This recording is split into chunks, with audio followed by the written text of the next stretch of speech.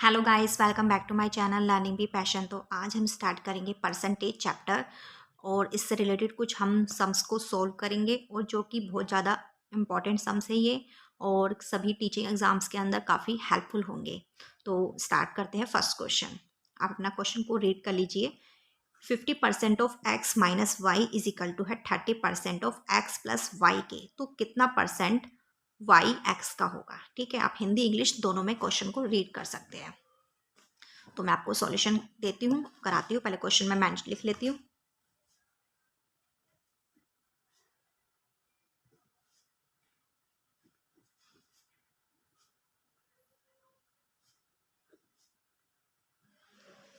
मैंने क्वेश्चन लिख लिया है, आइए स्टार्ट करते हैं।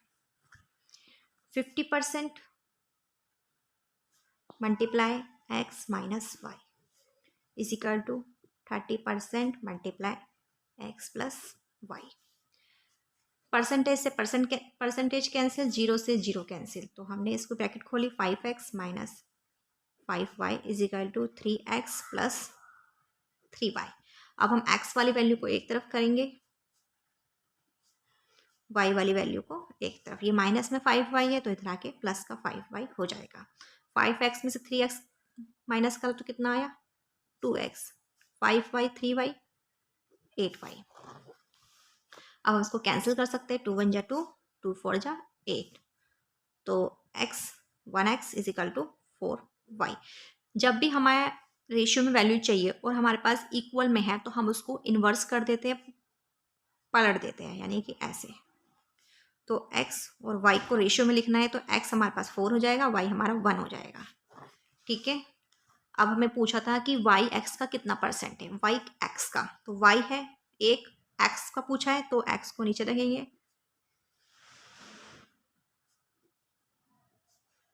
2 1 जा 2, 2 2 जा 4,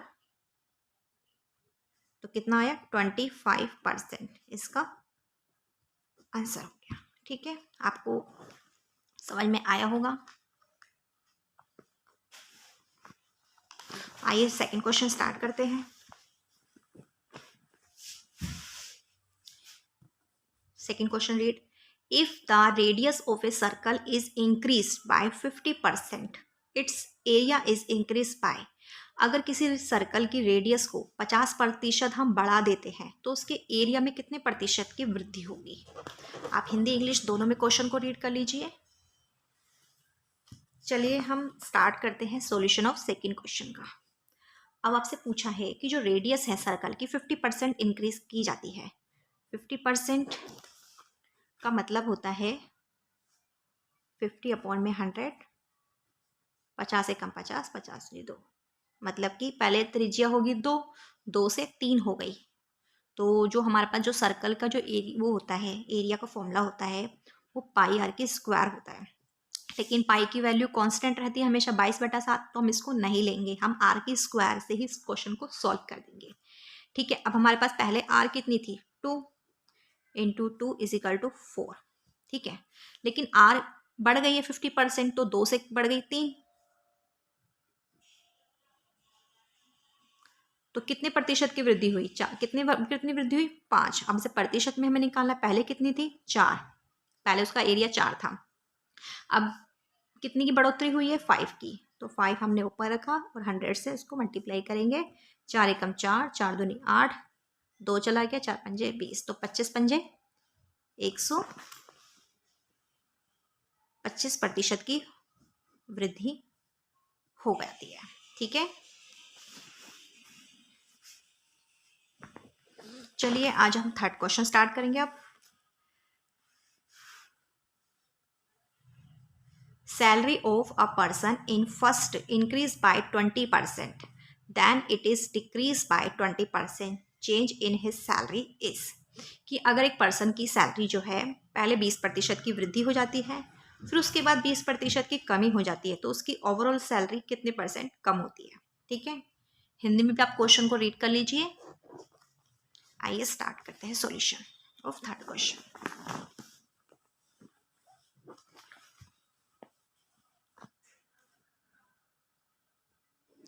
माना पहले उसकी सैलरी थी 100, पहले 20% की इंक्रीमेंट हुई है, देख लीजिए आप।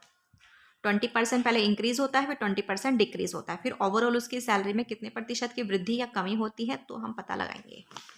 पहले उसकी सैलरी थी 100, 20% की वृद्धि हो गई, यानी कि 20%, 100 का 20% 20 होता है, यानी कि 120 हो गई। अब 120 हो जाने के बाद फिर 20% की कमी होती है, तो 120 का 20% निकालो, 5 एकम 5, 5 दूनी 10, 2 चला जाता है, तो 5 चौक 20, यानी कि 24 उसकी कम हो गई। तो सैलरी 120 में से हम 24 को माइनस करेंगे, 10 में से 4 गया 6 और 11 में से 2 गया 9, 96। तो पहले हमारे पास सैलरी उसकी 100 थी, अब 96 हो गई। इतना, इसका मतलब कितने परसेंट का डिक्रीज हुई? 4% की डिक्रीज। ठीक है,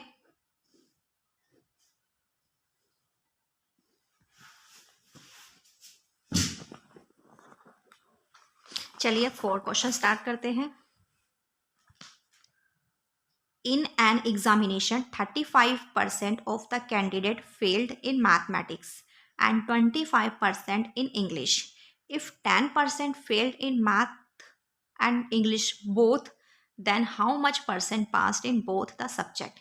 मतलब कि एक परीक्षा के अंदर 35% स्टूडेंट फेल हो जाते हैं मैथ्स में, 25% स्टूडेंट फेल होते हैं इंग्लिश में, और 10% दोनों में फेल हो जाते हैं। तो ओवरऑल कितने परसेंट बच्चे पास होते हैं दोनों सब्जेक्ट के अंदर? आप हिंदी इंग्लिश दोनों में क्वेश्चन को रीड कर लीजिए। तो हम स्टार्ट करते हैं 4th क्वेश्चन। इस टाइप के क्वेश्चन को बनाने के लिए हम 2 सर्कल बनाएंगे इस तरीके से। मैथ्स के अंदर 25% इंग्लिश में, और दोनों में कितने परसेंट फेल होते हैं? 10%। तो पहले हम दोनों को निकालेंगे। 35% और 25% कितना होता है? 60%। तो जो 60% जो बच्चे हैं वो दोनों में फेल होते हैं, मैथ्स में अलग और इंग्लिश के अलग। दो मैथ्स में 35 थे, इंग्लिश में 25 थे, दोनों मिला के हमारा 60। लेकिन 10% जो है वो दोनों में है, तो इसमें से इसको माइनस कर देंगे हम। तो मतलब 50% जो बच्चे हैं वो दोनों सब्जेक्ट में फेल हो जाते हैं। अलग से इंग्लिश, सिर्फ इंग्लिश में 25%, मैथ्स में 35% एंड 10% दोनों के अंदर। तो ओवरऑल निकाल के हम 35 और इंग्लिश के और मैथ्स के दोनों को हम प्लस कर लेंगे, तो कितना हो जाता है? 60, और 60 में से हम 10 को माइनस करेंगे तो 50%। तो हमारा जो ओवरऑल जो बच्चे होते हैं 100% में माना जाता है हमेशा। तो हम 100% में से 50% को माइनस करें तो 50%, मतलब 50% बच्चे पास होते हैं दोनों सब्जेक्ट्स के अंदर, और 50% फेल होते हैं दोनों सब्जेक्ट के अंदर।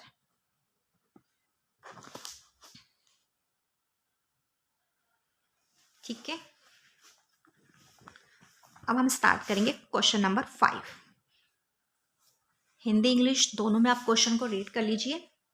Each side of a rectangular field is diminished by 40%, by how much percent is the area of the field diminished? मतलब किसी आयताकार क्षेत्र की प्रत्येक भुजा 40% कम कर दी गई है, क्षेत्रफल के में कितने प्रतिशत की कमी होती है? ठीक है, मतलब एक रेक्टेंगल है जिसकी भुजा जो थी पहले थी कोई होगी, लेकिन 40% कम कर दी है, तो अब कितने प्रतिशत उसके एरिया में कमी आएगी? इस टाइप की क्वेश्चन काफ़ी एग्जाम्स में, DSSB KVS में काफ़ी पूछे जाते हैं। तो आइए स्टार्ट करते हैं 5th क्वेश्चन। अब आपको पता है रेक्टेंगुलर का एरिया क्या होता है? Length into breadth. तो माना पहले हमारी जो भुजा होगी 10 होगी, 10 ही हमारी लेंथ होगी, 10 ही हमारी ब्रेथ होगी, तो एरिया कितना होगा? 100। लेकिन उसके बाद क्या कहता है क्वेश्चन में? 40% उसकी ईच साइड कम कर दी जाती है। 10 का 40% कितना होता है? 4। 4 को कम कर दिया यानी कि 6। कितना एरिया हो गया? 36। 10 में से 6 गया 4, 9 में से 3 गया 64, यानी कि 64% की कमी हो जाती है रेक्टेंगुलर के एरिया के अंदर। आई होप आपको समझ में आया होगा क्वेश्चन। मैं एक बार और एक्सप्लेन कर देती हूँ। पहले क्वेश्चन एक बार और देख लीजिए आप। Each side of rectangular field, मतलब रेक्टेंगुलर की जो भुजा है, प्रत्येक भुजा को 40% कम कर दिया जाए तो उसके एरिया में कितने प्रतिशत की कमी होती है। तो हमें पता है जो एरिया होता है लेंथ इंटू ब्रेथ होता है। माना उसकी जो लेंथ और ब्रेथ दोनों ही 10-10 सेंटीमीटर की थी, तो दोनों का एरिया कितना हो गया 100। अब 40 सेंटीमीटर जो है कमी हो जाती है, तो 10 का 40% कितना होता है, 10 का 40% निकाल दो, 4 होता है। तो 4 इसमें से कम कर दी तो 6, इसमें से 4 कर दी कम 6 इंटू 6 36, तो कितना हो गया 64% की कमी आ जाती है। 6th question, the price of sugar rises by 25%, चीनी के भाव में जो चीनी का जो कीमत है 25% की वृद्धि हो जाती है। If a family wants to keep their expenses on sugar the same as earlier, और जो फैमिली है अपने एक्सपेंसेस को, अपने खर्चे को पहले की तरह ही रखना चाहती है, तो उसको family will have to decrease its consumption of sugar by, तो उसको अपने कंजप्शन के अंदर कितने प्रतिशत की कमी करनी पड़ेगी। चीनी के भाव में 25% की वृद्धि होती है। यदि कोई परिवार चीनी पर किए जाने वाले अपने व्यय को पहले जैसा ही रखना चाहे तो परिवार द्वारा चीनी की खपत में कितने प्रतिशत की कमी करनी पड़ेगी। चलिए, आपने क्वेश्चन 6 पढ़ लिया होगा, तो ये इसका सॉल्यूशन देखते हैं। Price multiply consumption is equal to है एक्सपेंसेस। 1/4 की वृद्धि हुई है, मतलब 4 रुपये थे तो 4 रुपये से कीमत कितनी हो गई है 5। मतलब अगर कीमत 4 रुपये है तो कितने किलो चीनी खरीद के लाता है 5, और कितने रुपए देने पड़ते हैं 20 रुपये। अब वो कह रहा है कि 4 रुपये पे 1 रुपये की वृद्धि हो जाती है, मतलब 25% की वृद्धि हो जाती है, मतलब 4 रुपये से 5 रुपये की वृद्धि हो जाती है। तो और खर्चा उसको सेम ही रखना है, मतलब 20 रुपीज़ ही खर्च करने हैं, तो कितने किलो चीनी ला पाएगा। अगर 5 रुपये की 1 किलो चीनी आती है और 20 रुपये ही उसको खर्च करने हैं, तो कितने रुपये किलो कितनी चीनी ला पाएगा। 5 4 20, 4 किलो चीनी ला पाएगा। मतलब कि पहले वो 5 किलो चीनी लाता था, अब वो 4 किलो चीनी लाता है, तो कितने प्रतिशत की खपत में कमी आई। पहले वो 5 किलो चीनी लाता था, अब वो 4 किलो चीनी ला रहा है, मतलब 1 किलो कम चीनी ला रहा है। तो मल्टीप्लाई कर देंगे 100 से, 5 1 5, 5 2 10, 0, तो 20% की उसमें उसके कंजप्शन में कमी आ गई।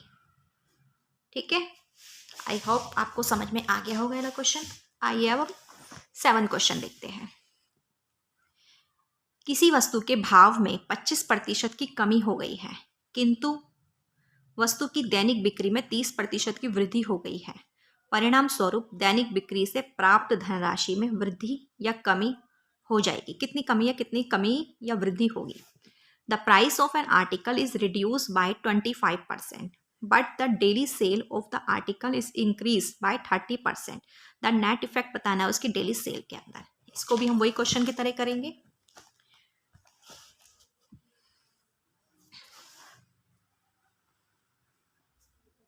प्राइस मल्टीप्लाई में कंजप्शन इज इक्वल टू है एक्सपेंसेस। अब वो कह रहा था क्वेश्चन के अंदर, एक बार और देख लीजिए, कि किसी वस्तु के भाव में 25% की कमी होती है। 25% की कमी मतलब 1/4। 1/4 मतलब पहले कीमत थी 4, अब कीमत कितनी हो गई 1 कम हो गई है, तो 3। और कंजप्शन में 30% का वृद्धि होती है। ठीक है, 30% का मतलब क्या होता है 10 पर 3 की वृद्धि। तो पहले 10 था, अब कंजप्शन कितना कर रहा है 3 की वृद्धि हो गई, यानी कि 13। तो कितना खर्चा आ रहा है 10 4 जब 40, यहाँ 40 रुपीज़ देने पड़ रहे हैं, यहाँ 39 रुपीज़ देने